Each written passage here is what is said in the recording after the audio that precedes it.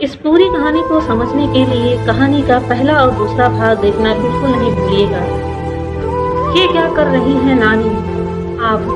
आपको हमसे माफी मांगने की कोई जरूरत नहीं है। जब अविनाश पूरी तरह से ठीक हो गए थे तो बात वहीं खत्म हो गई। इसमें छुपाने और बताने जैसा कुछ था ही नहीं, तो आपने नहीं बताया था। अब इस तरह से आप ये बातें सोचकर गिल्टी मत फील कीजिए। फिलहाल सबसे पहले तो आप रोना बंद कीजिए और ये ऑक्सीजन मास्क लगा लीजिए। बोलते हुए हमने पहले नानी के आंसुओं से भीगे चेहरे को साफ किया और उनका ऑक्सीजन मास्क लगा दिया। उन्हें आराम करने के लिए कहकर बाहर आने के लिए उठे तो उन्होंने हमारे हाथ को कसकर पकड़ लिया था। उन्होंने पहले हमें इशारे से रोका, अपना ऑक्सीजन मास्क निकालकर वो फिर से कुछ कहने लगी। उस दिन अनूप से झगड़ने के बाद अभी रात को चीखा था। मैंने उसकी चीख सुनी थी। कहीं उसे फिर से डरावने ख्वाब। इतना बोलते हुए नानी की आवाज कांप रही थी। उन्हें सांस लेने में काफी तकलीफें हो रही थी। उन्होंने इस तरह देखकर हम काफी डर गए थे। नानी कैसी बातें कर रही हैं आप? हमने कहा न आप आराम कीजिए। बोलते हुए हमने वापस से उनका ऑक्सीजन मास्क लगाना चाहा तो उन्होंने रोकते हुए बेहद धीमी आवाज में कहा, अब तो हमेशा के लिए बस आराम ही करना है मुझे, उन्हें बुला दो।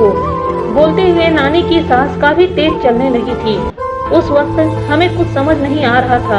हमने डॉक्टर को आवाज दी तो उनके साथ साथ अविनाश और मम्मी भी अंदर आ गए थे। नानी को इस तरह गहरी सांस लेते हुए देखकर सब डर गए थे। सबकी आंखें नम थी। डॉक्टर हम सबको तुरंत वार्ड से बाहर जाने के लिए बोल रहे थे। उसी वक्त नानी इशारे से अविनाश को अपने करीब बुला रही थी। हम नानी का हाथ पकड़कर वहीं खड़े थे। वो हमारा हाथ छोड़ ही नहीं रही थी। अविनाश जब उनके करीब पहुंचे तो नानी ने उनका हाथ पकड़कर हमारे हाथ पर रखने की कोशिश की, मगर उनके कांपते हाथ काम ही नहीं कर रहे थे। नानी की मनोस्थिति समझते हुए हमने बिना किसी झिझक के उस पल अविनाश का हाथ कसकर पकड़ लिया था। होठों पर हल्की मुस्कुराहट और चेहरे पर सुकून का भाव लेकर नानी उसी वक्त ही हम सबका साथ हमेशा के लिए छोड़कर चली गई थी। उनको गए हुए करीब 2 महीने हो गए थे। अविनाश उनके जाने के गम से उभर ही नहीं पा रहे थे।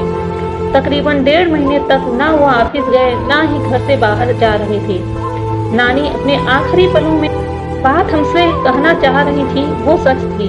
अविनाश को वो डरावने ख्वाब फिर से आ रहे थे, या शायद उनको हमेशा से आ रहे थे, बस उन्होंने सबसे छुपा रखा था। वो रात को हमेशा कोई दवा खाकर सोते थे। हम जब दवा खाने की वजह और दवा का नाम पूछते तो वो कहते सर दर्द की दवा, या फिर कभी कभी बोलते पेन किलर है। अचानक से हमें बॉडी पेन होने लगता है तो खाना पड़ता है। उनके इस तरह के जवाब से पहले तो हमें कोई फर्क नहीं पड़ा, पर रोज रोज उनको इस तरह दवा खाते देख हमें डाउट हो रहा था। अपने डाउट को क्लियर करने के लिए एक दिन हमने उनकी नामौजूदगी में उनकी दवा चेक की तो पता चला वो नींद की दवा लेते हैं। मतलब उन्हें वो ख्वाब आने बंद नहीं हुए थे। वो उन ख्वाबों से बचने के लिए अब तक नींद की दवा लेते आ रहे थे। हमने उनसे इस बारे में बात करना चाहते थे, मगर हम कर नहीं पा रहे थे। हम अब भी एक दूसरे से फॉर्मल वाला रिश्ता निभा रहे थे। हालांकि हम कोशिश कर रहे थे रिश्ते को आगे बढ़ाने की, मगर अविनाश उनकी तरफ से कोई रिएक्शन नहीं मिल रहा था। वो तो हमेशा भागते ही रहते थे। सच कहें तो हमें डर लगता था। किस बात का डर ये पता नहीं, बस अविनाश से डर लगता था। इसलिए वो दवा वाली बात हमने इनसे करने की बजाय मामी को बता दी थी। मामी अविनाश से इस बारे में हमारे सामने ही बात करने वाली थी, लेकिन उसी वक्त पापा हमारे घर आ गए थे। वो हमें लेने आए थे। उन्होंने बताया माँ की तबीयत कुछ दिनों से सही नहीं है, वो हमें बहुत ज्यादा याद करती हैं। हमें उसी वक्त पापा के साथ माँ के यहाँ आ जाने की खुशी थी, लेकिन उनकी तबीयत सुधरने की बजाय बिगड़ती जा रही थी। और एक दिन वही हुआ जिससे हम और पापा डरते आ रहे थे। माँ के जाने के बाद ऐसा लग रहा था जैसे सब खत्म हो गया हो, सब एक जगह रुक गया हो। अविनाश जो अभी तक नानी के गम से उभर नहीं पाए थे, वो पापा और मामा पापा को संभाल रहे थे और हमें मामी। कुछ दिनों तक वो हमारे साथ हमारे घर पर थे, फिर वो वापस अपने घर चले गए थे। करीब 2 महीने तक हम पापा के पास उनके साथ थे। इन 2 महीनों में अविनाश मामा मामी अक्सर कॉल करके हमारे और पापा के बारे में पूछते थे, अपना ख्याल रखने और खुद को संभालने के लिए कहते थे। मामा मामी को अब वापस अफ्रीका जाना था। निहित और नायरा वहाँ अकेले सब कुछ मैनेज नहीं कर पा रहे थे। मामा ने इस बारे में पापा से बात की। उन्होंने उन्हें खुद के जाने के बारे में बताया और हमें घर भेजने के लिए कहा। पापा ने मामा की बात मान ली थी, लेकिन हम उन्हें छोड़कर आने के लिए नहीं मान रहे थे। उन्होंने किसी तरह हमें मनाया था और हमें यहाँ भेज दिया था। मामा मामी इंडिया में ही थे जब हम गोरखपुर से लखनऊ शिफ्ट हुए थे। कुछ दिन रहकर वो अफ्रीका चले गए। अब हम और अविनाश इस घर में रहते हैं। अविनाश खुद तो ऑफिस चले जाते हैं और हम अकेले यहाँ रह जाते हैं। आज 6 महीने हो गए हमारी शादी को, लेकिन रिश्ता अब भी वही का वही है। हम अभी दोस्त तक नहीं बन पाए। अविनाश बस खाने के वक्त या फिर किसी जरूरी टॉपिक पर ही हमसे बात करते हैं। कभी कभी मन करता है हम यहाँ से पापा के पास चले जाएं, लेकिन पापा से जब भी कॉल पर आने के लिए बोलते हैं तो वो कहते हैं, क्या करोगी तुम यहाँ आकर, तुम्हारी शादी हो गई है। अविनाश को तुम्हारी जरूरत है, उसका ख्याल रखो और उसके साथ हो। मेरी फिक्र मत किया करो। मेरा ख्याल रखने के लिए मेरे पास मेरे पेन गेस्ट हैं जो कि बहुत अच्छे हैं। तुम मेरे बारे में ज्यादा मत सोचा करो। मुझे जब भी जरूरत होगी मैं तुम्हें बुला लूंगा, और वैसे भी मैं तो आ ही जाता हूँ कभी कभी तुमसे मिलने। पापा की बात सुनने के बाद वहाँ जाकर रहने का कोई चांस ही नहीं है, लेकिन कब तक ऐसे अविनाश के साथ रहना है हमें ये समझ नहीं आ रहा। आज कुछ भी हो हमें इसे की बात करनी है। पूछना है कि ये हमारे साथ रहना चाहते हैं या नहीं। जानना है कि कहीं इन्हें भी तो हमारे सांवले रंग से प्रॉब्लम तो नहीं है। आखिर हस्बैंड वाइफ होने के बावजूद भी हम कब तक और ऐसे क्यों अजनबियों की तरह रहेंगे। और दवा वाली बात भी सब जानना है आज अविनाश से हमें। देखते हैं क्या कहते हैं। सोच तो रहे हैं हम सब पूछने के लिए, उनसे बात करने के लिए, लेकिन कुछ समझ नहीं आ रहा है कैसे क्या पूछेंगे उनसे। उनके ऑफिस से आने का समय भी हो गया है। तुमसे बाद में मिलते हैं सावी। फिलहाल अविनाश से बात करने के लिए खुद को तैयार कर लेते हैं। आगे जो भी होगा वो हम तुम्हें बताएंगे। अविनाश की आंखें सावनी की डायरी पढ़कर आंसुओं से भर चुकी थी। आंखें जब उन आंसुओं को ज्यादा देर तक संभाल नहीं पाई तो वो तीव्र वेग में बहते हुए डायरी के पन्नों पर गिरने लगी। लगातार 4 घंटे से पढ़ने के कारण आंखों में अब चुभन भी होने लगी थी। डायरी पढ़ते वक्त अविनाश पूरी तरह से उसमें खो गया था। उसे एहसास ही नहीं हुआ कि पन्ने पलटने और उसकी सिसकियों से आ रही आवाजों के कारण सावनी नींद से जाग सकती है। बिना इन सब की परवाह किए वो तो बस डायरी को आगे पढ़ा चाहता था। अपने आंसुओं को साफ करके अविनाश ने पहले अपनी पलकें झपकी, फिर डायरी को आगे पढ़ने के लिए उसने जैसे ही अगले पेज को पलटने की कोशिश की, एकदम से आई सावनी की आवाज से उसके हाथ रुक गए। अभी क्या हुआ आपको?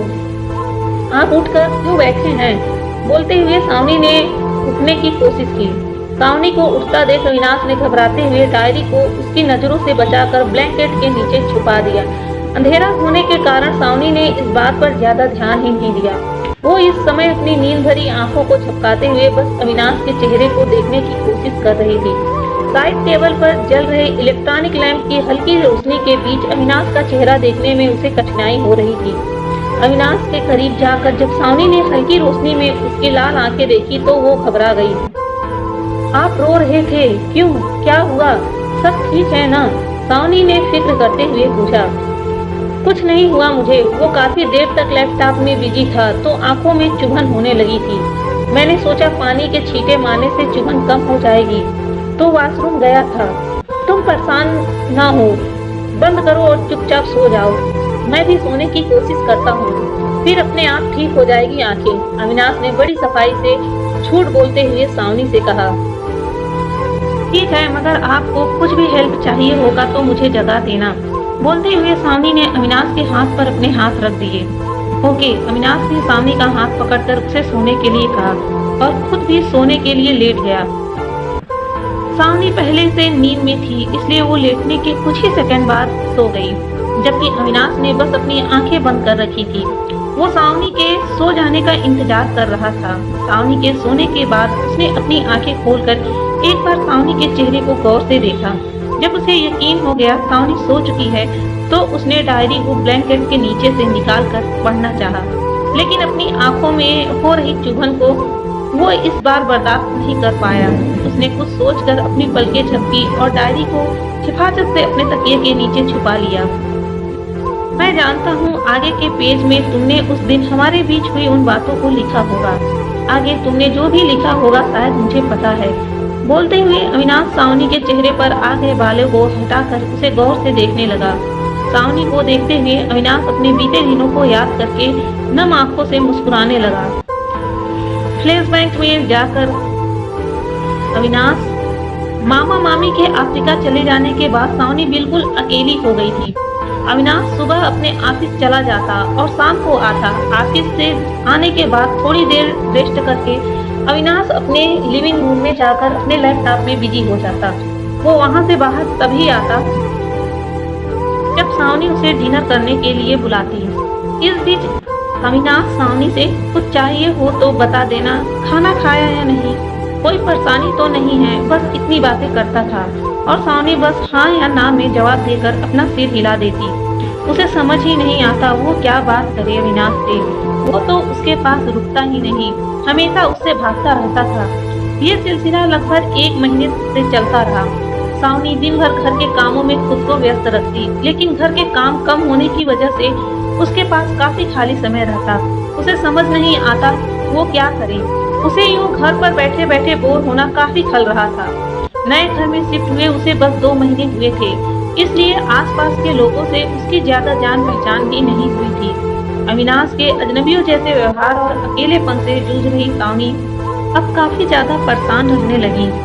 उसकी इस परेशानी में अगर कोई उसके साथ था तो वो थी उसकी डायरी, जिससे वो अपनी बातें कभी कभी शेयर करती थी।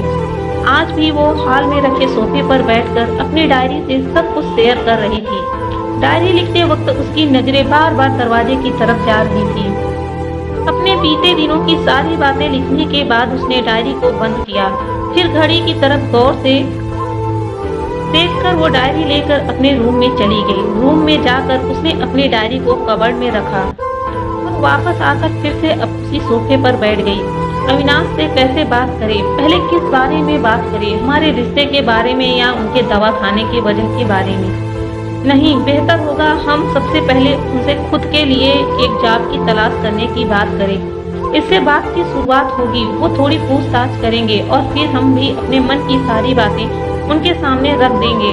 हाँ, ये ठीक रहेगा। यह सोचते हुए सावनी के होठों पर मुस्कान आ गई। अविनाश आ गया। डोरबेल सुनकर जल्दीबाजी में उठते हुए सावनी ने खुद से कहा और दरवाजे की तरफ अपने कदम बढ़ा लिए। दरवाजा खुलते ही अविनाश को सामने देखकर अनायासी सावनी के चेहरे पर रौनक आ गई, मगर अगले ही पल कुछ सोचकर वो उदास हो गई। तुम ठीक हो? अविनाश ने सावनी के उदासी भरे चेहरे को देखकर पूछा। तुम ठीक हो? हाँ, हम ठीक हैं। आप बैठिए, हम आपके लिए पानी लेकर आते हैं, सावनी ने अपनी पलकें झुकाते हुए कहा। फिर बिना एक पल गंवाए उसने किचन से पानी लाकर अविनाश के सामने रख दिया। क्या हम अभी बात करें इनसे या डिनर के टाइम? सोचते हुए सावनी ने अविनाश की तरफ देखा। वो पानी पीकर लिविंग एरिया की तरफ जा रहा था। कितना काम करते हैं, दिन रात डेस्कटॉप से चिपके रहने की वजह से इनके डार्क सर्कल बढ़ते जा रहे हैं, लेकिन इन्हें तो किसी चीज की फिक्र ही नहीं। बोलते हुए सावनी ने अपने कदम किचन की तरफ बढ़ा लिए। लगभग 20 मिनट बाद सावनी लिविंग रूम में अविनाश के पास थी। आपकी चाय, धीमी आवाज में बोलते हुए सावनी ने ट्रे को डेस्क टेबल पर रख दिया। थैंक यू बोलकर अविनाश ने डेस्कटॉप से अपनी नजरें हटाकर चाय का कप उठाना चाहा तो एक की बजाय 2 कप देखकर उसने सवालिया नजरें सावनी पर डाली। अविनाश की सवालिया नजरें खुद पर महसूस करते ही सावनी ने तुरंत दूसरा कप उठा लिया। ये हमारे लिए है। पास में रखी चेयर पर बैठकर सावनी ने कप अपने होठों से लगाते हुए कहा। उसे लिविंग रूम में खुद के साथ बैठकर चाय पीता देख अविनाश ने कुछ सोचते हुए खुद से कहा, पहले तो कभी तुमने इस तरह लिविंग रूम में मेरे साथ बैठकर चाय नहीं पी। ना ही कभी तुम इतनी देर तक मेरे पास बैठी हो, मतलब जरूर कुछ जरूरी काम होगा। कोई बात करनी है क्या तुम्हें? अगर कुछ चाहिए तो बोल दो। हाँ, जॉब चाहिए हमें, सावनी ने कहा। तुम्हें जॉब चाहिए? अविनाश ने हैरानी से सावनी की तरफ देखते हुए कहा। फिर जैसे ही उसने आगे कुछ बोलना चाहा, सावनी को फिर से बोलता देख वो चुप हो गया। देखिए, अब ये मत कहिएगा कि मैं तुम्हें जॉब करने की परमिशन नहीं दे सकता। आखिर तुम्हें क्या जरूरत है जॉब करने की? ये सब या और कुछ कहकर हमें निराश मत कीजिएगा। लेकिन क्या आप नहीं चाहते हम जॉब करें? जैसे तो चाहते हम भी नहीं हैं, लेकिन इसके अलावा हमारे पास और कोई ऑप्शन नहीं है। पूरा दिन हम घर पर अकेले बैठे बैठे बोर हो जाते हैं। समझ में नहीं आ रहा है हम क्या करें। थोड़ा सोचा तो ख्याल आया कि जॉब कर लेते हैं। इस बहाने हम बाहर जाएंगे तो हमें अच्छा लगेगा। घर पर अकेले होने की वजह से तुम बोर हो जाती हो, इसलिए तुम जॉब करना चाहती हो। क्या अपनी बोरियत दूर करने के लिए तुम्हें जॉब के अलावा कोई और ऑप्शन नहीं समझ आ रहा है? नहीं, सोचा था, हमने सिर्फ सोचा नहीं बल्कि करते भी हैं, लेकिन ऐसा फील हो रहा है जैसे लगातार इन सब से जुड़े रहें तो हम जल्द ही इन सब में भी बोर हो जाएंगे। वैसे भी इन सारी चीजों को करने के बाद भी हम अकेला फील करते हैं। सब कुछ सोचकर ही हमने जॉब वाला ऑप्शन चुना है। आपकी जानकारी में अगर कोई जॉब है तो सोचकर बता दीजिए। हम सोच रहे हैं कल से ही जॉब सर्च करना शुरू कर दें। कोई जरूरत नहीं है तुम्हें जॉब सर्च करने की। मैं नहीं चाहता तुम अभी जॉब करो। क्यों? आप क्यों नहीं चाहते हम जॉब करें? जब आपको हमारी मौजूदगी से कोई मतलब ही नहीं है तो फिर जॉब वाली बात से आपको क्यों प्रॉब्लम होने लगी? कहीं आप ये तो नहीं सोच रहे कि जब हम बाहर जाएंगे तो आपको जानने वाले और आसपास के लोग हम देखेंगे, हमें लेकर बातें बनाएंगे और आपकी इंसल्टी होगी ना? अविनाश ने जैसे ही जॉब के लिए मना किया, सावनी ने तो बातें भी कहना शुरू कर दी। वो डायरेक्टली नहीं बोलना चाहती थी। वो तो अपने और अविनाश के रिश्ते के बारे में शांति से बात करना चाहती थी, लेकिन अपनी फीलिंग्स बताते समय उसे अविनाश पर गुस्सा आ गया। इन दिनों उसने जो कुछ भी महसूस किया था उन सब का फ्रस्ट्रेशन अब वो अविनाश पर निकालने लगी। उसके मन में जो भी शिकायतें थी वो अब सब बाहर आने लगी थी। इसे इस तरह से गुस्से में बातें करते देख अविनाश को हैरानी हो रही थी। ऊपर से उसे सावनी द्वारा कही गई बातों का मतलब भी समझ नहीं आ रहा था। ये क्या बोले जा रही हो तुम? मुझे तुम्हारे जॉब करने से प्रॉब्लम? तुम्हें लोग देखेंगे, बातें बनाएंगे, मेरी इंसल्ट होगी। क्या मतलब है इन सब का? आखिर कहना क्या चाहती हो तुम? सावनी जैसे ही चुप हुई, अविनाश ने सख्त लहजे में बोला। वो नहीं चाहता था सावनी आगे भी कुछ बोले, क्योंकि सावनी की बातें उसे समझ तो नहीं आ रही थी, लेकिन गुस्सा जरूर दिला रही थी। बचपन से ही वो खुद के गुस्से को कंट्रोल नहीं कर पाता था और इस वक्त उसे खुद के गुस्से से डर लग रहा। उसे डर था कहीं वो सावनी को चोट ना पहुंचा दे। वो सावनी पर किसी भी हाल में गुस्सा नहीं करना चाहता था। हम वही कह रहे हैं जो इतने दिनों से महसूस कर रहे हैं। आप जिस तरह से हमसे पेश आते हैं उससे यही लगता है कि आपको हम अच्छे नहीं लगते। हमारा आपके साथ रहना आपको पसंद नहीं है। जब आप हमारे साथ खुश नहीं हैं तो आजाद क्यों नहीं कर लेते अपने आप को इस रिश्ते से? हम पर तरस खाकर आप जो जिम्मेदारी की तरह इस रिश्ते को निभा रहे हैं उसे निभाना बंद कर दीजिए और आजाद कर लीजिए खुद को इस रिश्ते से। अगर आप ये सोचकर इस रिश्ते से आजाद नहीं हो पा रहे हैं कि हमारे साथ गलत होगा तो उसकी परवाह मत कीजिए। बचपन से हमारे इस सांवले रंग ने हमें इतनी तकलीफ पहुंचाई है कि अब आदत सी हो गई है इन सब की। ये तकलीफ भी बर्दाश्त कर लेंगे हम। अब समझ गए ना आप? या और किसी बात का मतलब जानना है आपको? माफ कीजिएगा अगर कुछ गलत कह दिया हो हमने, लेकिन क्या करें, नहीं बर्दाश्त कर पा रहे हैं हम ये कि आप भी उन लोगों में शामिल हैं जो हमें हमारे रंग की वजह से पसंद नहीं करते।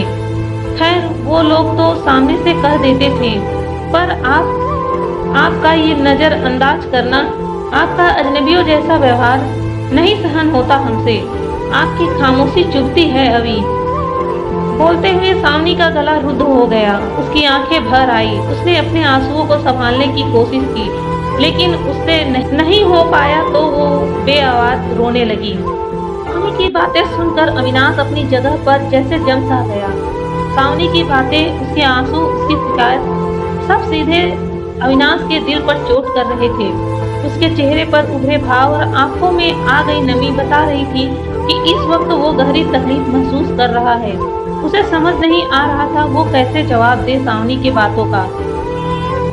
कुछ सोचकर उसने अपनी आंखों को भींजते हुए गहरी सांस भरकर बाहर छोड़ी। फिर हिम्मत करके उसने जैसे ही कुछ बोलने की कोशिश की, सावनी की आवाज ने उसे चुप करा दिया। बस अब हम आप पर बोझ बनकर नहीं रह सकते। हमें नहीं लगता आपको हमारी कोई परवाह होगी, तो आप बेझिझक अपना फैसला ले सकते हैं। आप सोच रहे होंगे ना कि इतना सब कह रहे हैं तो हम ही क्या कहें। हाँ, यही सोच रहा हूँ मैं। आखिर क्यों तुम खुद को इस रिश्ते से आजाद नहीं कर लेती? अगर इतनी शिकायत है तुम्हें मुझसे तो अब तक तुमने एक बार भी जाहिर क्यों नहीं किया? अविनाश बोलते हुए सावनी के नजदीक आ गया। इस वक्त वो अपने मन की बात कहने की बजाय सावनी के मन में उसके लिए क्या है वो जानना चाहता था। वो हम नहीं, हमें लगा आप हमेशा ऐसे नहीं रहेंगे। साथ रहते रहते आपको हमसे शायद थोड़ा लगाव हो जाएगा तो आप और हम, मगर पता नहीं क्यों हमारी उम्मीदें जुड़ने लगी थी आपसे। बोलते बोलते हुए सावनी की जुबान लड़खड़ा रही थी। अविनाश के करीब मौजूद होने से उसे अजीब घबराहट हो रही थी। क्या मतलब है तुम्हारा मेरे इतना सब करने से? ये बात बात पर मतलब क्यों पूछते रहते हैं आप? आपको हमारी बातें एक बार में समझ नहीं आती क्या? इस बार सावनी ने अपनी घबराहट को कम करते हुए गुस्से में कहा। उसने सोचा था अविनाश के मन में जो भी हो वो सब अविनाश से बता देगी। एक बार सब क्लियर हो जाएगा तो सावनी आगे कोई डिसीजन ले पाएगी। लेकिन अविनाश क्या चाहता है ये अब तक समझ नहीं आ रहा था। कोशिश तो कर रहा हूँ समझने की, लेकिन आज तक जैसे तुम्हें समझ नहीं पाया वैसे तुम्हारी बातें भी समझ नहीं आ रही। कोशिश? 1 साल से आप कोशिश कर रहे हैं? क्या वाकई आप क्या चाहते हैं अविनाश? अब मेरे चाहने से क्या होगा जब तुमने अलग होने का फैसला ले लिया? आपके चाहने से ही तो सब हो रहा है अविनाश। आपकी वजह से ही तो ये। वेट अ मिनट, हमने फैसला ले लिया, इससे क्या मतलब है आपका? आजाद होना चाहती हो इस रिश्ते से तुम? नहीं, हम आजाद करना चाहते हैं आपको इस रिश्ते से। अब आप पर बोझ बनकर नहीं रहना चाहते हम। मैंने आजादी मांगी क्या तुमसे कभी? और ये किसने कह दिया तुमसे कि तुम मुझ पर बोझ हो? मजबूरी या समझौते के आधार पर निभाए जा रहे रिश्ते से जुड़ा शख्स अक्सर सामने वाले पर बोझ ही होता है। सही कहा तुमने, लेकिन तुम मुझ पर बोझ बिल्कुल भी नहीं हो। हाँ, मैंने मजबूरी में तुमसे रिश्ता जोड़ा था, लेकिन कभी तुम्हें और रिश्ते को खुद पर बोझ नहीं माना। बस तुमसे दूरी जरूर बनाए रखी थी मैंने, जिसकी एक वजह थी जिसके बारे में मैं तुमसे चाहते हुए भी बात नहीं कर पा रहा था। और अब जब हिम्मत करके तुमसे बात करने का मन बना लिया था तो तुमने। ऐसी कौन सी बात है? हम जानना चाहते हैं अभी, प्लीज बताइए ना। अब उस बारे में बात करने का कोई फायदा नहीं जब तुम्हें मेरे साथ ही नहीं रहना है। हमने कब कहा कि हम आपके साथ नहीं रहना चाहते? मतलब तुम हमारे साथ रहना चाहती हो तो फिर कैसे? अविनाश ने सावनी के करीब जाकर उसके कमर में अपनी बाहें डालते हुए अचानक से उसे खुद के करीब कर लिया। अविनाश के अचानक उठाए गए इस कदम से सावनी को जैसे झटका सा लगा। अपनी झुकी पलकें उठाकर उसने जैसे ही अविनाश की तरफ देखा, उसके चेहरे को खुद के करीब झुकता देख उसने तुरंत अपनी आंखें। अभी ये आप क्या कर रहे हैं? सावनी ने खुद को अविनाश की पकड़ से छुड़ाते हुए कहा। अब कोई सवाल नहीं, अभी सिर्फ मेरे सवाल सुनो और उनका जवाब दो। बताओ जरा कैसे रहना चाहती हो तुम? बोलते हुए अविनाश ने सावनी पर अपनी पकड़ मजबूत कर ली। आप पहले हमें छोड़िए, लड़खड़ाते हुए सावनी ने कहा। क्यों छोड़ो? आखिर ऐसे ही तो रहना चाहती हो तुम, यही तो चाहती हो ना? अविनाश ने अपने चेहरे को सावनी के ईयरलोब के करीब झुकाकर मदहोश कर देने वाली आवाज में कहा। नहीं, हम ऐसे नहीं, हम तो अच्छे दोस्त की तरह आप हमें गलत समझ रहे हैं। सॉरी सॉरी, हमने आपको बहुत गलत कह दिया ना। आगे से आपको कुछ भी नहीं कहेंगे। प्लीज छोड़ दीजिए ना हमें, हमें घबराहट हो रही है। अविनाश के इस तरह के रिएक्शन के लिए सावनी बिल्कुल भी तैयार नहीं थी। अपने चेहरे और गर्दन पर महसूस होती अविनाश की गर्म सांसों से उसके शरीर में कंपन हो रही थी। घबराहट के कारण उसके शब्द उसका साथ नहीं दे रहे थे। रिलैक्स, मैं कुछ भी नहीं करूंगा, तुम घबराना बंद करो। अविनाश ने खुद को सावनी से थोड़ा दूर करते हुए कहा। हम बाद में बात करते हैं, आपको काम करना है न। सावनी ने अविनाश से दूर हटते ही जल्दबाजी में कहा और रूम से बाहर जाने के लिए अपने कदम दरवाजे की तरफ बढ़ा लिए। रुको, बोलकर अविनाश ने तेजी से आगे बढ़कर सावनी की कलाई पकड़ ली। तुमने सिर्फ अच्छे दोस्त की तरह रहने के लिए मुझसे इतना सब सुना दिया। हाँ, उसके अलावा अब शायद और किसी रिश्ते को पाने के काबिल नहीं है हम। सावनी बिना अविनाश की तरफ मुड़े धीमी आवाज में बोलकर अपना हाथ छुड़ाने की कोशिश करने लगी। ये क्या कहा तुमने अभी अभी? किसी और रिश्ते के काबिल नहीं हो तुम, क्या मतलब है तुम्हारा? मेरी तरफ देखो वनी और जवाब दो मेरे सवालों का, अविनाश ने सर्द लहजे में कहते हुए सावनी को अपनी तरफ घुमा दिया। सावनी, हमें प्लीज कुछ नहीं कहना, प्लीज जाने दीजिए हमें। नहीं, पहले तुम बताओ, तुम खुद को किसी और रिश्ते के काबिल क्यों नहीं मानती हो? अपने इस रंग की वजह से? फिर से मतलब आप सब कुछ जानते हुए अनजान क्यों बन रहे हैं? अभी आप अच्छे से जानते हैं हम क्या कहना चाहते हैं, फिर भी आप पूछ रहे हैं। मतलब आप हमसे सुनना चाहते हैं तो सुनिए। हमने बचपन से अपने इस सांवले रंग की वजह से खुद को लोगों के नाकाबिल होने के एहसास को उनके रवैये से महसूस कर लिया है। फिर आपके रवैये ने भी तो हमें यही महसूस कराया है। आप भी तो इस सांवले रंग की वजह से हमें अपना नहीं पा रहे हैं। तुम्हें लगता है तुम्हारे रंग की वजह से मैं तुम्हें अपना नहीं पाया? तुमने ये सोच भी कैसे लिया? अगर तुम्हारा रंग मेरे लिए मायने रखता तो मैं तुमसे शादी ही क्यों करता? तुमसे दूरियां बनाने की वजह कुछ और थी, तुम्हारा रंग नहीं सावनी। कोई और वजह? क्या आपकी लाइफ में कोई और है? नहीं, जहाँ तक हमें पता है ऐसा कुछ नहीं है। फिर क्या आप हमको बिल्कुल भी पसंद नहीं है, इस वजह से आप अपना नहीं पाए हमें? अगर ऐसा कुछ भी है तो आप हमें बता दीजिए, हम आपकी लाइफ से दूर हो जाएंगे और आप किसी और के साथ अपनी जिंदगी की नई शुरुआत कर पाएंगे। तुम भी अजीब हो सावनी, जब चाहता था तुम दूर हो जाओ तब साथ थी, और अब साथ रखना चाहता हूँ तो तुम दूर जाना चाहती हो। आप ही वजह दे रहे थे दूर जाने की, हमने तो खुद से कभी नहीं चाहा।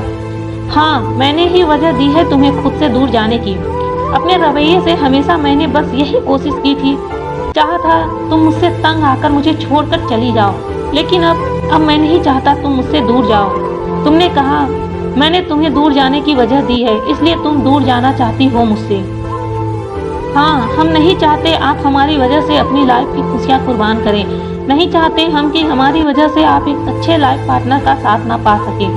नहीं चाहते हम कि इस मजबूरी और समझौते के रिश्ते का बोझ ढोते ढोते आप अपना वजूद खो दें। हम चाहते हैं आप जो डिजर्व करते हैं वो आपको मिले। नानी के अंतिम क्षणों में हमने उनकी आंखों में देखा था, वो चाहती थी हम आपके साथ रहें, आपको वो प्यार वो खुशियाँ दें जिसके आप हकदार हैं। मगर हम नहीं कर पाए, हम नहीं बना पाया आपके दिल में कोई जगह। इसी वजह से हम जाना चाहते हैं आपकी जिंदगी से। अगर मैं रुकने की वजह दूँ तब भी तुम जाना चाहोगी मुझे छोड़कर। लेकिन आप हमारे साथ खुश नहीं हैं तो फिर क्यों? तुम्हारे साथ खुश नहीं हूँ ये किसने कह दिया तुमसे? किसी ने नहीं, हमने खुद से महसूस किया है, मेरे बिहेवियर की वजह से ना। हाँ, तुम जानना नहीं चाहोगी मेरी बिहेवियर ऐसी क्यों है, मैं ऐसा क्यों हूँ, क्यों मैं चाहता था तुम मुझे छोड़कर चली जाओ। पिछले 1 घंटे से हम यही तो जानने की कोशिश कर रहे हैं अभी। आखिर ऐसी कौन सी वजह है जो अपने आप ने हमसे दूरियां बना कर रखा है? आप क्यों चाहते थे हम आपको छोड़कर चले जाएं, और अब अचानक आपको क्या हो गया? अब आप क्यों चाहते हैं कि हम आपके पास रहें? तुम दरवाजे के पास से हटकर चेयर पर बैठो, फिर मैं तुम्हें बताता हूँ। अविनाश ने सावनी की कलाई को छोड़कर डेस्कटॉप के पास चलने का इशारा किया तो सावनी को ख्याल आया कि अविनाश की गई हरकत की वजह से वो यहाँ से जाने वाली थी। ये ख्याल आते ही एक बार फिर से सावनी की सामान्य हो चुकी धड़कनें तेज हो चुकी थी। क्या हुआ? क्या तुम नहीं जानना चाहती हो कुछ भी? अविनाश ने सावनी को चुपचाप देखकर कहा तो सावनी बिना कुछ बोले तुरंत डेस्कटॉप के पास रखी चेयर को खींचकर उस पर बैठ गई। तुम्हें पता है ना कि मुझे बाइपोलर डिसऑर्डर और नाइटमेयर की प्रॉब्लम है, अविनाश ने सावनी के पास रखी चेयर पर बैठते हुए कहा। तो सावनी ने पहले तो नासमझी में अपना सिर हिला दिया, फिर वो कुछ सोचते हुए बोली, लेकिन आप इस बारे में बता क्यों रहे हैं? हमें आपकी इस बीमारी की वजह पता है और ये भी पता है कि आप कई सालों तक इस बीमारी से जूझते रहे। फिर साइकियाट्रिस्ट की मदद से आपने इस बीमारी से आज़ादी पाई। दरअसल हमें नानी ने आपकी इस बीमारी के बारे में सब कुछ बता दिया था, तो आपको कुछ भी बताने की ज़रूरत नहीं है। बताया था नानी ने। वो कह रही थी सब कुछ ठीक हो जाने के बाद भी नाइटमेयर्स आपका पीछा नहीं छोड़ रहे थे, तो उन्होंने फिर से साइकियाट्रिस्ट को दिखाने की बात कही थी, मगर आपने मना कर दिया था। फिर धीरे धीरे आपको बुरे ख्वाब आना बंद हो गए थे। लेकिन उस दिन हॉस्पिटल में नानी इस बारे में कुछ कह रही थी। किसी रात उन्हें आपकी चीखें सुनाई पड़ी थी। उन्हें डर था कहीं आपको बुरे ख्वाब फिर से ना आ जाए। वेट अ मिनट, कहीं नानी का डर सच तो नहीं था? क्या आपको अब भी नाइटमेयर्स की प्रॉब्लम है? गंभीर लहजे में बोलते हुए सावनी ने अपनी बात अधूरी छोड़कर अविनाश पर अपनी नजरें टिका ली। उन बुरे ख्वाबों ने कभी मेरा पीछा छोड़ा ही नहीं था, बल्कि वो तो अब भी मेरा पीछा नहीं छोड़ रहे हैं।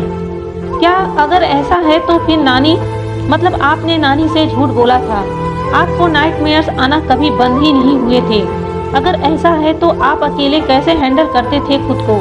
सभी लोगों से आपने इस बात को छुपाया क्यों? स्लीपिंग पिल्स के जरिए बुरे ख्वाबों से पीछा छुड़ाने के लिए मैं नींद की दवा लेता हूँ। इसका मतलब है आप अब भी स्लीपिंग पिल्स लेते हैं। उस दिन हमने साइड टेबल के डोर में स्लीपिंग पिल्स देखी थी। हमने मामी से इस बारे में बात भी की थी। क्या उन्होंने तुमसे कुछ कहा? हाँ, तो तुमने मामी को बताया था? तुम्हें पता है उन्होंने मुझे कितनी डांट लगाई थी। हाँ, तो आप काम ही ऐसा कर रहे थे। आपको पता है ना स्लीपिंग पिल्स के कितने सारे साइड, फिर भी आप उसे ले रहे हैं। इसी वजह से मैं चाहता था कि तुम मुझसे दूर चली जाओ। नहीं चाहता था मैं कि तुम मुझ जैसे पेशेंट या किसी रोगी के पीछे अपनी जिंदगी को बर्बाद करो। ये कैसी बातें कर रहे हैं अभी आप कोई पेशेंट नहीं हैं। आप पूरी तरह से ठीक हो चुके हैं। अब बस आप स्लीपिंग पिल्स लेना बंद कर दीजिए। इससे आपको प्रॉब्लम्स हो रही है बनी, मगर लगभग 2 साल हो गए मुझे स्लीपिंग पिल्स लेते हुए। इसके साइड इफेक्ट्स का असर मुझ पर नानी के डेथ के बाद ही शुरू हो गया था। इसे लेने की आदत छूट ही नहीं रही थी। इसके बिना मैं सो नहीं पा रहा था। हालांकि मामी के समझाने पर मैंने कुछ दिनों के लिए साइकियाट्रिस्ट की मदद ली थी, मगर उनकी थेरेपी और दवाइयाँ मैं ज़्यादा दिन नहीं ले पाया। मुझे यही आसान लग रहा था। चल रही थेरेपी से मुझे ऐसा फील हो रहा था जैसे मैं कोई पागल हूँ। ऊपर से स्लीपिंग पिल्स के साइड इफेक्ट से मैं काफ़ी चिड़चिड़ा हो रहा था। मेरा ब्लड प्रेशर भी नॉर्मल नहीं रहता। हार्टबैंड की प्रॉब्लम ही होने लगी थी मुझे। इन सब से तंग आकर मैंने थेरेपी और दवाइयाँ दोनों बंद कर दी और नाइटमेयर से बचने के लिए नींद की गोलियां लेता। मुझे नहीं पता ये सब कब तक चलने वाला है। इन सब की वजह से मैं अपने काम पर ध्यान भी नहीं लगा पा रहा हूँ।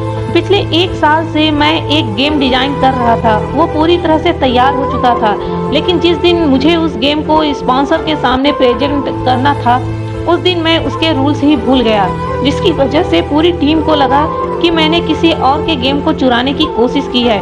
उस वक्त मैं पूरी तरह से हताश हो गया था।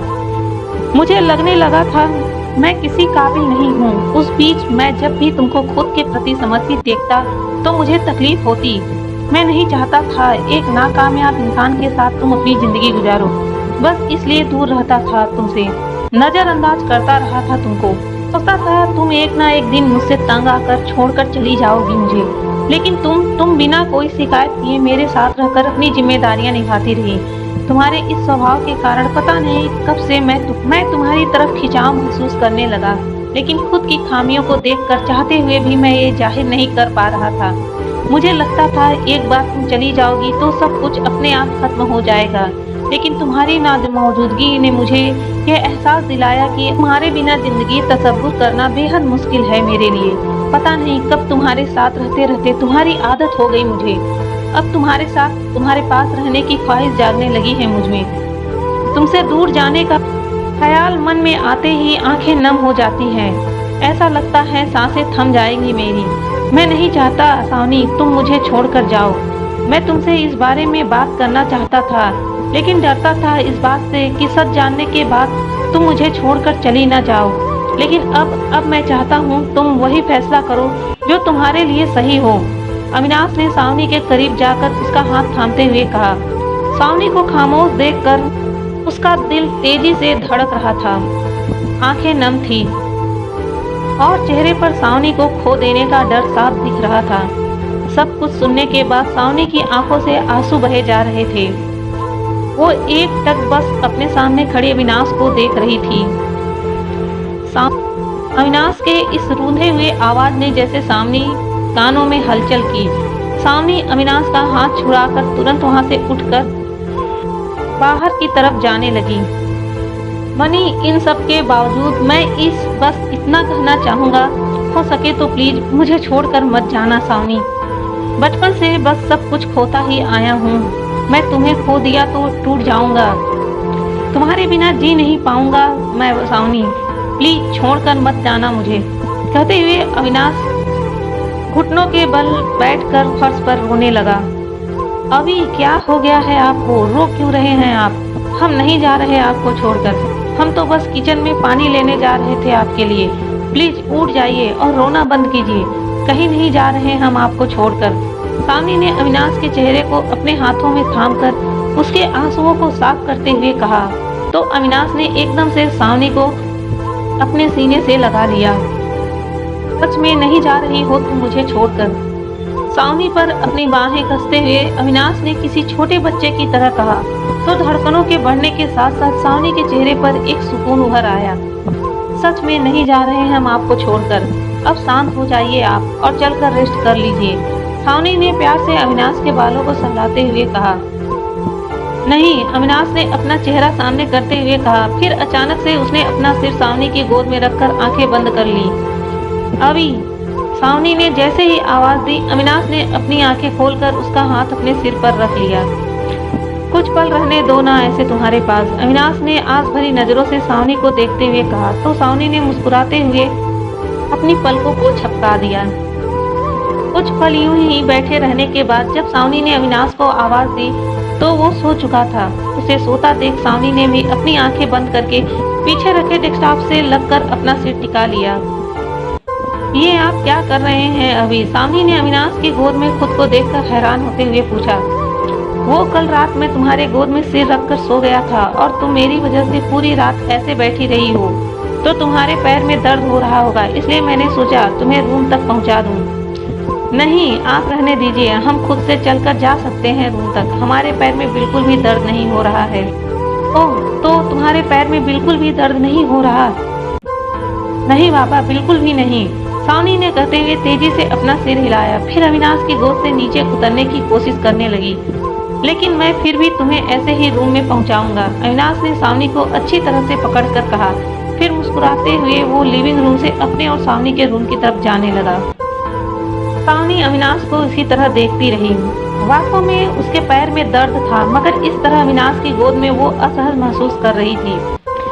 पहले तुम थोड़ा रेस्ट कर लो, फिर जाकर रेडी हो जाना। अभी मुझे ऑफिस के लिए निकलना है, तो मैं रेडी हो जाता हूँ। रूम में पहुंचकर अविनाश ने सावनी को बिस्तर पर रखते हुए जैसे ही कहा, सावनी अपने ख्यालों बाहर आकर उसे खामोशी से देखने लगी। अविनाश ने जब उसे अपनी तरफ गौर से देखते हुए पाया तो अनायास ही उसके लब मुस्कुरा उठे। क्या हुआ? अविनाश को मुस्कुराते देखकर सावनी ने, कुछ नहीं, बस रोज से कुछ ज्यादा प्यारी लग रही हो तुम आज तुम। अविनाश ने सावनी के गाल को हल्के हाथों से टच करते हुए कहा। तो सावनी हैरानगी से उसकी तरफ देखने लगी। सावनी को हैरान देखकर अविनाश ने जैसे अपने हाथ पीछे किए, सावनी के हाथ तुरंत अपने गाल पर चले गए। वो मुस्कुराते हुए तब तक अविनाश को देख रही थी जब तक वो उसकी आंखों के सामने से ओझल नहीं हो गया था। अविनाश के वॉशरूम में जाते ही सावनी ने उठने की कोशिश की, लेकिन अपने पैरों में हो रहे दर्द को बर्दाश्त नहीं कर पाई, इसलिए वो बेड से टेक लगाकर बैठ गई। थोड़ी देर में अविनाश वॉशरूम से बाहर आया तो उसकी नजर बेड पर आंखें बंद किए बैठी सावनी पर पड़ी। उसके चेहरे पर सिकन देखकर अविनाश तेजी से उसके पास आते हुए बोला, क्या हुआ, दर्द हो रहा है क्या? नहीं, आप आ गए, चलिए हम आपके लिए ब्रेकफास्ट बना देते हैं। बोलते ही सावनी जैसे ही बेड से नीचे उतरना चाहा, अविनाश ने अपना हाथ आगे बढ़ाकर उसे रोक दिया। तुम रेस्ट करो, मैं खुद बना लूंगा। लेकिन कहा ना बना लूंगा, अविनाश ने कहा, जब तक वापस नहीं आ जाता उतरना मत बिस्तर से। अब अविनाश ने सख्त लहजे में कहा तो सावनी ने बस हाँ में अपना सिर हिला दिया। लेट जाओ, अविनाश ने ये बोलकर रूम से बाहर किचन की तरफ चला गया। सावनी चुपचाप फिर से बेड से टेक लगाकर बैठ गई। थोड़ी देर बाद अविनाश के कदमों की आहट से उसने अपनी आंखें खोल दी तो देखा अविनाश हाथ में ट्रे लेकर उसकी तरफ ही आ रहा था। चलो ब्रेकफास्ट कर लो, अब फिर कोई पेन किलर ले लेना। ब्रेकफास्ट कैसे, हमने तो ब्रश ही नहीं किया है। तो चलो फिर कर लो ब्रश, खाना स्टार्ट करिए, हम आपके साथ कॉफी पी लेते हैं। ओके, अविनाश ने एक कॉफी कप सावनी की तरफ बढ़ाते हुए कहा और अपने लिए दूसरा कप उठाया। सावनी मुस्कुराते हुए कॉफी का सिप लेकर अविनाश को देखने लगती है। हो गया मेरा, तुम्हारे हिस्से का मैं यहाँ साइड टेबल पर रख रहा हूँ, फ्रेश होते ही खा लेना और दर्द ज्यादा हो तभी पेन किलर लेना, अविनाश ने साइड टेबल पर ट्रे रखते हुए कहा। फिर वो तुरंत वहाँ से उठकर जूठे बर्तन लेकर किचन की तरफ चला गया। सावनी अब भी वैसे ही बैठी हुई थी। उसे देखकर लग रहा था वो किसी गहरी सोच में गुम हो। मैं जा रहा हूँ, ख्याल रखना तुम अपना, अविनाश साइड टेबल पर रखे अपने वॉच और पर्स को उठाते हुए रूम से बाहर जाने के लिए आगे बढ़ा। फिर अचानक वो सावनी की तरफ देखकर बोला, अब तुम्हारे मन में मेरे लिए कोई गलतफहमी तो नहीं है? नहीं, सावनी ने हल्की मुस्कान के साथ कहा। That's good, मिलते हैं शाम को। अविनाश ने ये बोलकर दरवाजे की तरफ रुख करना चाहा, मगर सावनी की आवाज सुनकर वह रुक गया। क्या हुआ सावनी? वो आपने अपना कोट नहीं पहना। ओह थैंक्स। एक बात पूछूं आपसे? हाँ, वैसे तुम्हें कुछ पूछने के लिए मेरी परमिशन की जरूरत नहीं है। हम आपको हमारा नाम पसंद नहीं है क्या? अब ये किसने कह दिया तुमसे? अविनाश सावनी की तरफ देखते हुए थोड़ा गुस्से में बोला। वो आप सावनी की जगह वनी कहते हैं ना, तो तुमने कभी सुना नहीं है क्या? लोग एक दूसरे के नाम को छोटा कर बुलाते हैं, जैसे तुम मुझे अविनाश की जगह अभी बुलाती हो, वैसे मैं तुम्हें वनी। हम तो आपको इसलिए अभी बुलाते हैं क्योंकि माँ कहती थी अपने पति का नाम नहीं लेना चाहिए, लेकिन हमें समझ नहीं आता था आपको क्या बुलाएं, तो हमने आपको अभी कहकर बुलाना शुरू कर दिया। लेकिन मेरे पास तो ऐसी कोई रीजन नहीं है, बस मुझे अच्छा लगता है तुम्हें वनी बुलाना। हालांकि मैंने सबकी तरह आगे के अक्षर को लेने के बजाय पीछे के 2 अक्षर चुने हैं। वनी काफी डिफरेंट लगता है ना, लेकिन अगर तुम्हें नहीं पसंद तो आज मैं वनी कहकर नहीं बुलाऊंगा। नहीं, हमें पसंद है वनी, बस हम कुछ जानना चाहते थे। अच्छा, वैसे ऐसे पसंद नापसंद वाले ख्याल तुम्हारे दिमाग में आते कहाँ से हैं? माना कि तुम्हारा नाम अलग है, मगर इसका मतलब ये नहीं कि इसे पसंद किया जाए या ना किया जाए। वो एक बार कॉलेज में हमारे क्लासमेट ने हमारा मजाक उड़ाते हुए कहा था, हमारा नाम बहुत अजीब है। ऐसा कुछ नहीं है सावनी, तुम्हारा नाम अलग है, अजीब नहीं। और अलग चीजें अक्सर कुछ लोगों को अजीब लगती हैं, मगर इसका मतलब ये नहीं हम अलग चीजें करना ही छोड़ दें। अलग होना या करना ही छोड़ दें। अलग होना या अलग तरीके से रहना अजीब नहीं होता, मगर कुछ लोगों को ये अजीब लगता है, कुछ लोगों को ये पसंद भी नहीं आता। लेकिन इस वजह से हमें ये बिल्कुल भी नहीं सोचना चाहिए कि अलग चीजें अजीब होती हैं या अच्छी नहीं होती हैं। लोगों की पसंद नापसंद की वजह से खुद में बदलाव करने की जरूरत नहीं है सावनी। तुम जैसे भी हो बेस्ट हो, खुद को ऐसे ही एक्सेप्ट करो। थैंक यू इतने अच्छे से समझने के लिए, लेकिन आप हमें वनी कहकर ही बुलाएं, हमें अच्छा लगता है। सारी, लेकिन अब मैं वनी नहीं, कुछ और कहूँगा तुम्हें। क्या? बस मेरा मन। हम अविनाश की तरफ देखते रहे। अविनाश की तरफ देखते हुए सावनी ने अपना सिर निराशा से झुका लिया। ओके, चलता हूँ, शाम को जल्दी आ जाऊंगा वाइफी। बोलते हुए अविनाश ने अचानक से सावनी के माथे पर अपने होंठ रख दिए। सावनी जब तक कुछ समझ पाती, अविनाश तुरंत वहां से उठकर रूम से बाहर चला गया। ख्याल रखना अपना वाइफी, अविनाश ने जाते जाते कहा। उसे सुनकर सावनी के लब मुस्कुरा उठे। वाइफी सुनकर सावनी को गुदगुदी सी होने लगी। उसे यकीन नहीं हो रहा था, कल तक नजरअंदाज करके चुपचाप रहने वाला अविनाश उससे इतनी बातें करके गया। हर लम्हे को याद करके मुस्कुराते हुए सावनी ने एक नजर साइड टेबल पर रखे हुए ट्रे पर डाली और बेड से उठकर वॉशरूम की तरफ बढ़ गई। अब उसे अपने पैरों में कोई दर्द महसूस नहीं हो रहा था। फ्रेश होने के बाद सावनी साइड पर रखी ट्रे उठाकर किचन की तरफ बढ़ गई। ब्रेकफास्ट खत्म करने के बाद वह घर के कामों में लग गई। दूसरी तरफ अविनाश के लिए आज ऑफिस का दिन काफी स्ट्रेसफुल रहा। ऑफिस के मेंबर्स उसे लेकर की बातें बना रहे थे। अविनाश ने भी उन्हें काफी कुछ सुना दिया था, जिसकी वजह से अविनाश हाफ डे लेकर घर वापस आ रहा था। रास्ते में उसके कानों में ऑफिस हेड की कई बातें गूंज रही थी। दूसरों का गेम चुराने की बजाय अगर तुम अपना ध्यान ऑफिस के कामों में लगाते तो अब तक तुम्हारा प्रमोशन हो गया होता। क्या हुआ अभी, आप इतनी जल्दी? डोरबेल रिंग होते ही सावनी ने दरवाजा गेट खोलकर कहा, लेकिन वो अपनी बात पूरी कर पाती इससे पहले ही अविनाश उसे साइड करके लिविंग रूम में चला गया। इन्हें क्या हुआ? सुबह तो इतने अच्छे मूड में ऑफिस गए थे। बोलते हुए सावनी लिविंग रूम की तरफ बढ़ गई। अभी क्या हुआ आपको? आप इतने अपसेट क्यों हैं? देखिए, अगर कोई प्रॉब्लम है तो मुझसे शेयर कीजिए। इस तरह दरवाजा बंद करके अंदर मत बैठिए। वनी, तुम यहाँ से चली जाओ, इस वक्त मुझे बस अकेला रहना है। प्लीज वनी, अविनाश ने डेस्कटॉप पर रखे कीबोर्ड और मॉनिटर पर अपना गुस्सा उतारते हुए कहा। अभी देखिए, मुझे डर लग रहा है। ये अंदर से कैसी आवाजें आ रही हैं।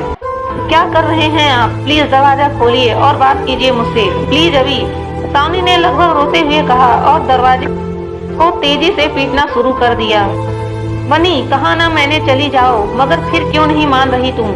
अविनाश ने तेजी से दरवाजा खोलकर गुस्से में कहा तो सावनी बिना कुछ रिएक्ट किए अविनाश के गले लग गई। सावनी की यही इस हरकत से अविनाश बस आवाज सा खड़ा रहा। उसके अंदर भरा गुस्सा सावनी के स्पर्श से गायब हो चुका था। क्या हो गया था आपको? इतनी तोड़ फोड़ क्यों कर रहे थे आप? पता है हम कितने डर गए थे। सावनी ने अविनाश की पीठ पर अपनी बाहें कसते हुए कहा तो अविनाश ने अपने हाथ बढ़ाकर उसके बालों को सहलाना शुरू कर दिया। डोंट वरी, कुछ नहीं हुआ, बस मैं थोड़ा अपसेट हो गया था, लेकिन अब ठीक हूँ। फिर ये सब, सावनी ने रूम में बिखरे सामानों को एक नजर देखते हुए कहा। ये वो, बस ऐसे ही। अविनाश ने सावनी से दूर हटते हुए कहा। अभी प्लीज बताइए ना क्या हुआ? सावनी ने अविनाश के बाजुओं को पकड़कर उसके करीब जाते हुए पूछा। अब सब मुझे चोर समझते हैं वनी, अविनाश ने नम आंखों से सावनी की तरफ देखते हुए कहा तो सावनी आपस से उसके गले लग गई। आप जानते हैं ना अभी आप क्या हैं? फिर लोगों की बातों पर इतना गौर मत कीजिए। एक बार फिर से कोशिश कीजिए, सब ठीक हो जाएगा। लेकिन कैसे? आप उस गेम का रिवर्स बनाइए और मार्केट में बिना अपना नाम मेंशन किए बेच दीजिए। जब वो पॉपुलर होगा तब लोग खुद आपका नाम जानना चाहेंगे। मार्केटिंग करने के लिए लोग खुद चलकर आपके पास आएंगे। फिर आप अपना नाम मेंशन करके अपने ड्रीम को पूरा कर लीजिएगा। इतनी आसानी से तुमने सोल्यूशन बता दिया, लेकिन गेम रिवर्स बनाने में बहुत वक्त लग जाएगा। तब तक आप मेरी बातें सुनिएगा। मेरे पास बहुत सी बातें हैं करने के लिए। सावनी अविनाश से अलग होकर उसके बिगड़े बालों को संवारते हुए बोली। ये क्या? मेरे बाल? हाँ आपके बाल। जाइए, जाकर फ्रेश हो जाइए, फिर रेस्ट कर लीजिए, मूड ठीक हो जाएगा आपका। आज तो अविनाश ने सावनी को एक्सेप्ट कर लिया है। क्या अविनाश आगे भी सावनी को एक्सेप्ट कर पाएगा या छोड़ देगा? इस पूरी कहानी को जानने के लिए इस कहानी का नेक्स्ट पार्ट देखना बिल्कुल नहीं भूलिएगा। और जाने से पहले दोस्तों चैनल को लाइक और सब्सक्राइब करना बिल्कुल नहीं भूलिएगा, जिससे आपको कहानी के सभी भाग प्राप्त हो सकें। तो मिलते हैं नेक्स्ट पार्ट के साथ। तब तक के लिए कहानी को देखने के लिए आपका धन्यवाद।